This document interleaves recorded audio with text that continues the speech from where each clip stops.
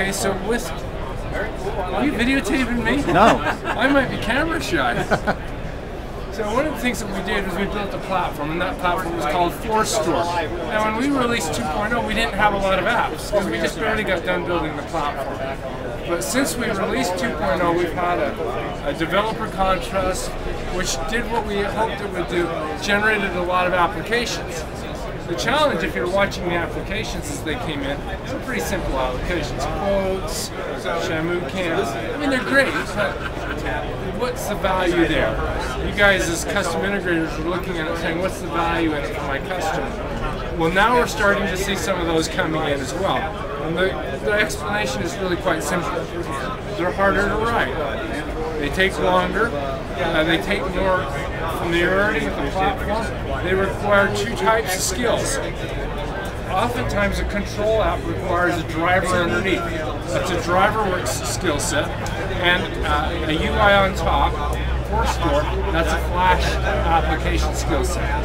So I'm going to show you a couple of control apps that now give us that capability.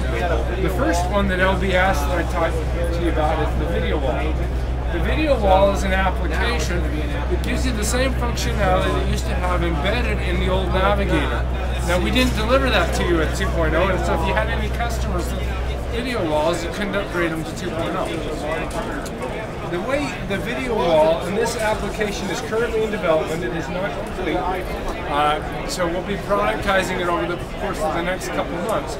But because it's an application, it can ship independently of a new release. You don't have to wait for a release to get it. You'll be able to configure it for 3, 5, or 7 TV configurations. Okay, obviously we have 3 here. And so that's the one we're going to select, is the 3 TV configuration. Once you make that selection, then you do some other things. You select which channels you want to be available, which rooms in the project belong to which displays, because as you know in the project, those of you that are installers, everything has a single video endpoint.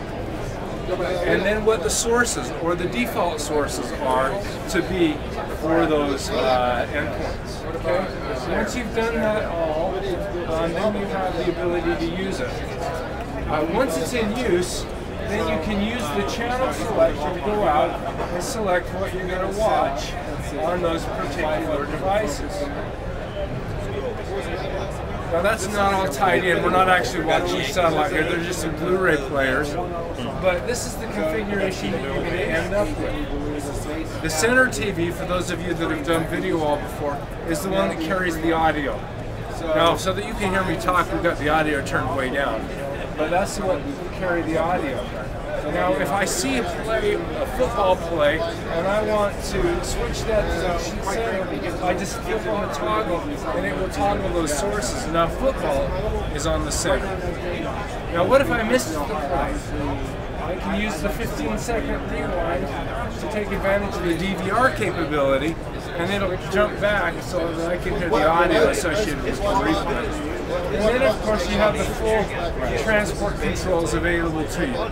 If you want to, without switching, if you want to bring up the transport controls, you just click on that and it'll bring up the transport controls. So that's an example of a control app. There are other control apps.